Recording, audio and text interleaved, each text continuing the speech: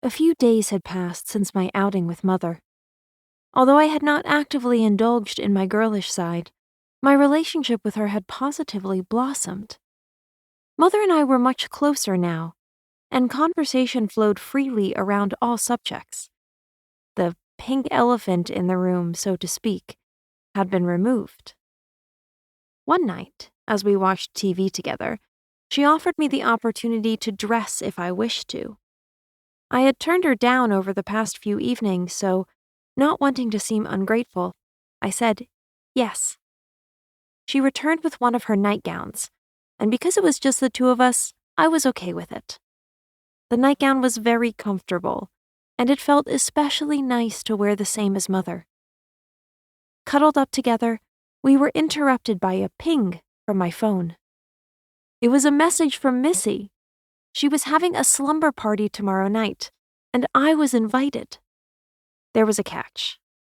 Her mother would not let her have a boy sleep over.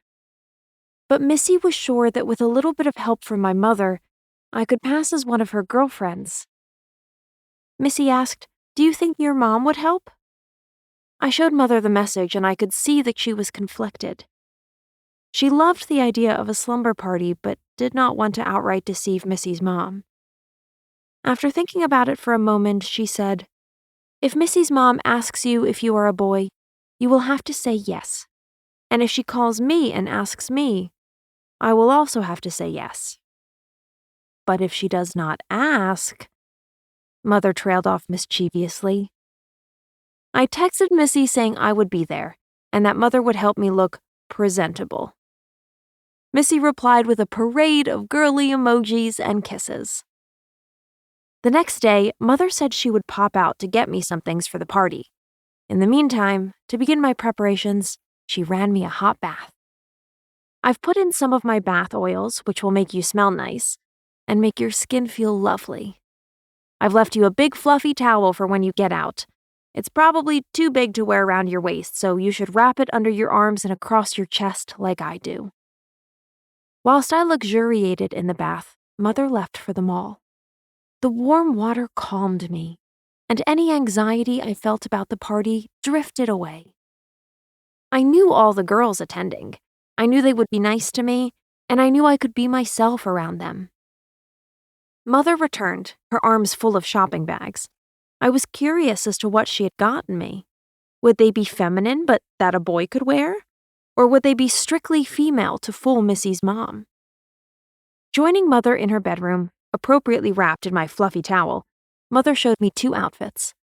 The first was a pair of linen shorts that were very short but had loose legs, which flared out almost like a skirt.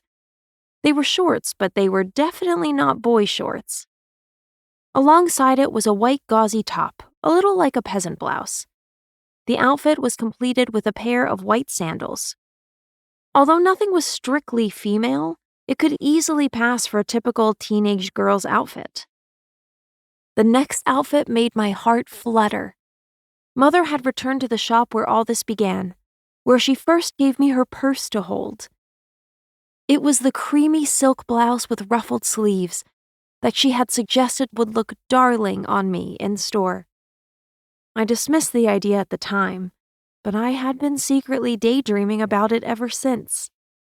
Alongside the blouse was a pair of white capris and a pair of low-heeled loafers. As I gazed upon the clothes, Mother pulled one last thing from a bag, a nightshirt.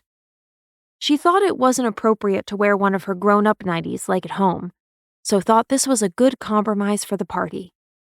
The nightshirt was a long cotton t-shirt basically masquerading as a short nightdress. I loved it. I hugged Mother, thanking her for my new clothes.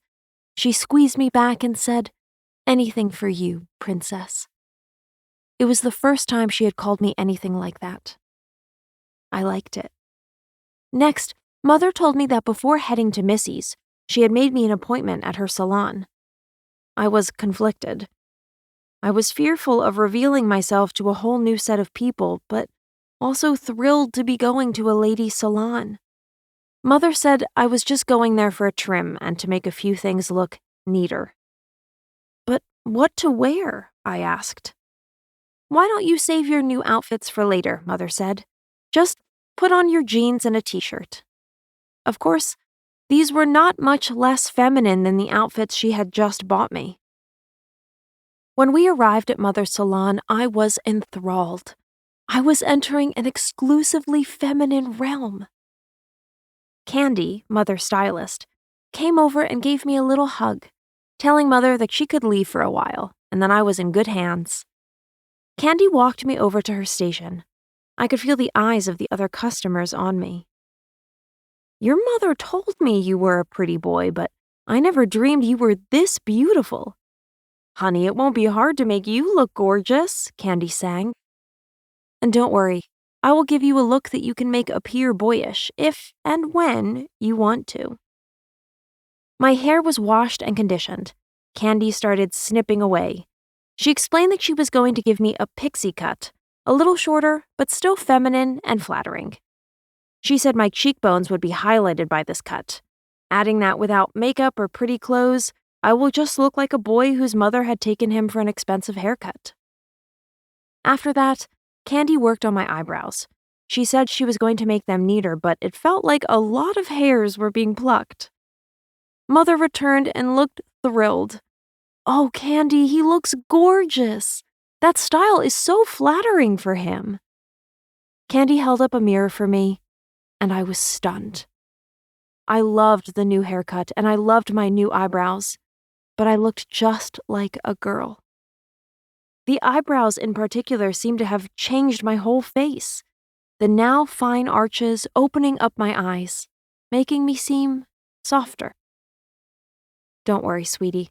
I know it looks a little girlish, but I'll bet no one will notice, especially not the boys. Some of the girls will, but I'll bet they'll love it, Candy reassured me. I wasn't as confident as Candy, but what was done was done. Back home, and not long till the party, Mother heavily suggested that I wear the silk blouse and white capris. Well, of course she did. As I was getting dressed, the question of my training bra came up. I had been reluctant to wear it out of the house, but Mother pointed out that Missy's mom might think it odd that a girl my age was not wearing one, and she'd probably notice the lack of one through my blouse. More than anything else I had done so far, there was something about a bra. The way it felt, wrapping and hugging my chest, that made me feel exquisitely feminine. I knew that almost no boys ever got to feel that. And here I was, with my mother's help, putting one on as if it were the most normal thing in the world. After just a touch of makeup, Mother handed me a bag full of old makeup and unused samples.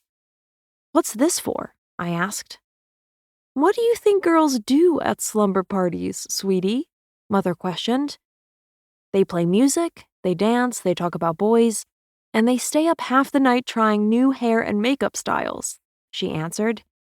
Here, take this bag and have fun. They will love you for it. I hugged Mother and thanked her for being so thoughtful. Just as we were about to leave, Mother said she had one last thing for me. She went to her room and took out a jewelry box. Inside was a pair of gold hoop earrings. It's a little early to be taking your studs out, but with your new hairstyle, I know these hoops will look fabulous on you. She helped me put them on, and I went to the mirror. I gasped at the reflection staring back at me. The cumulative effect of the pixie hairstyle, the shaped eyebrows, the hoop earrings, the makeup, the capris, and the blouse with the training bra underneath screamed 100% girl. Mother wrapped her arms around me, placing her face next to mine. Looking into the mirror, the resemblance was uncanny. I looked just like her. Mother glowed with satisfaction. Driving to Missy's, I mentioned to Mother that I kind of hoped Missy might think of me as more than a friend. Mother glanced at me sympathetically. Oh, sweetie, Missy is a beautiful, popular girl. Girls like her tend to go for the quarterback, not special boys like you. Missy probably thinks of you as more a girlfriend than a boyfriend, and there's nothing wrong with that.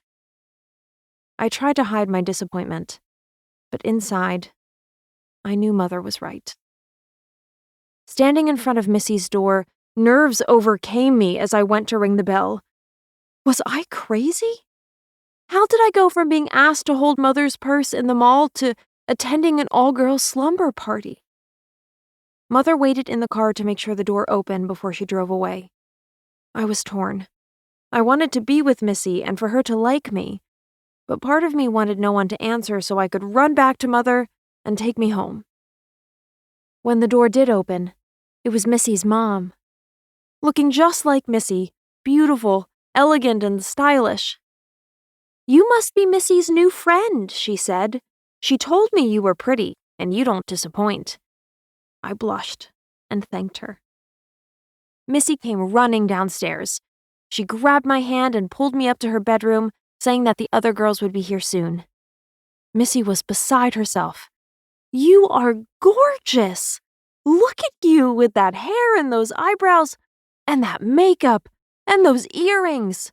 And are you wearing a bra under there?" she quizzed me. I was flattered beyond belief. She squeezed my hand and squealed, "You must tell me everything." Still blushing, I said, "Well, I had lots of help from Mother." "Well, your mother must be careful. If she makes you look any cuter, I might just try to steal you away from her," she said. Did I hear that right? She wasn't joking? She was joking. Wasn't she? Could Mother have been wrong about Missy? Is it possible that Missy could be attracted to a boy like me? I played along. Steal away. Missy held my gaze and said, "I just might do that." The doorbell rang. The rest of the girls had arrived. They piled in, screaming and laughing. My moment with Missy interrupted. The party was everything Mother said it would be. There were 5 of us, the 2 other girls that had been with Missy at the mall, and another friend who had been told about me and was sworn to secrecy. After pizza, Missy's mom joined us, helping us try different hairstyles. My hair was too short to really do anything with, so she added some pretty hair clips and glitter spray. She then helped us with our makeup. Everyone loved Mother's bag full of goodies. We tried lots of different looks, most of which were totally inappropriate for girls our age. Missy's mom gave me pale lips and super smoky eyes with lots of eyeliner and mascara. I loved it. I felt really grown up. Eventually, Missy's mom left us and the talk soon turned to boys. Even though the girls knew I was a boy, I was dreading this part of the conversation. Were they going to think that because I liked feminine things, that I liked boys? "What about you, miss? What hunk would you like to be dating?" one of her friends asked Missy. There was a pause and Missy glanced my way. "I don't know," she said. "Guys can be so stupid." I was next to be asked, and I was thankful Missy had given me a way out. Knowingly, I said, "I agree with Missy. Boys can be so stupid." With that, everyone started laughing, and the questioning moved on. Later on, Missy's mom came back with creams and makeup removers. She told us that since we had put all that makeup on like grown-up ladies, we needed to clean and moisturize like them too. After we had removed our makeup, it was lights out. We all slept in the lounge. There were air mattresses and sleeping bags all over the floor. Everyone settled down, and after a while, it got very quiet. I thought all the girls were sleeping, but I was still wide awake, full of adrenaline. I heard a rustling noise, and I suddenly felt a warm hand on mine. I looked over and saw that it was Missy. She had her finger to her lips, making a shush sign. She whispered, "I think you are so beautiful." I know girls like me are supposed to like big macho guys, but I like you. You are a perfect combination of girl and boy. I was speechless. "Have you ever had a girlfriend?" she whispered again. I could not speak. I just shook my head no. "Would you like one?" I nodded my head yes. Missy was interested in a boy like me. Mother was wrong. She grabbed something from out of the dark, holding up a tube of lip gloss. "Now, my pretty boy, watch this," she said, and she applied it to her lips. They glistened in the dim light. "Now you try." I took it from her and applied it. Missy leaned over and gently kissed me, our lip-glossed lips barely touching. It felt like a dream. We were disturbed by movement in the room, one of the other girls rustling their sleeping bag as they turned over in their sleep. Fearing being caught, Missy crawled back to hers. The next morning, we all woke up late, and Missy's mom made us pancakes. The other girls' mothers arrived one by one to pick them up. Missy told me to wait to call mine so we could have a little time alone together. I dressed in my second outfit, the peasant blouse, linen shorts, and white sandals. In Missy's room, she gave me another makeup lesson, showing me how to do a simpler daytime look. I felt like I had a big sister showing me what to do, until she leaned over and kissed me again. Pulling back, she giggled and said, "Whoops, time to reapply." Missy's mother called up the stairs. My own mother had arrived. Outside, Mother waved at me from her car. Missy stood next to me on the front step and, in full view of Mother, kissed me. This time, not a peck, but a full-on smooch. I swooned in her arms. I was the girl and she was the boy. I staggered towards Mother's car. Getting in, Mother shot me an icy stare. "Just what did you think you were doing just then?" "Missy was just kissing me goodbye," I spluttered. Mother was visibly upset. Why wasn't she happy for me? "That girl is going to end up hurting you. You may be her interesting little plaything of the moment, but girls like that do not end up with boys like you," she grumbled. Where was this coming from? Her words stung. Was this my first taste of what a real mother-daughter relationship was like? "Honey, the sooner you realize who you are, the better. You are a sissy. Sooner or later, that girl is going to dump you for some football player," Mother protested. As she drove away from Missy's house, I began to cry. "No, you're wrong. She's not like that," I sobbed.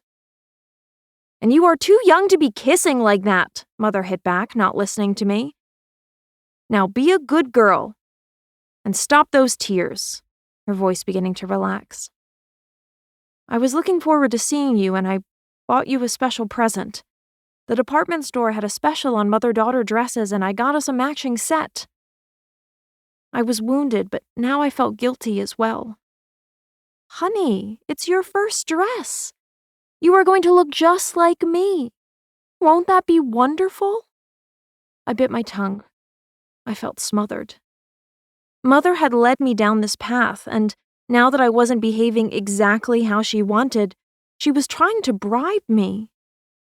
It was clear she saw me as her little girl, not the teenager that Missy represented.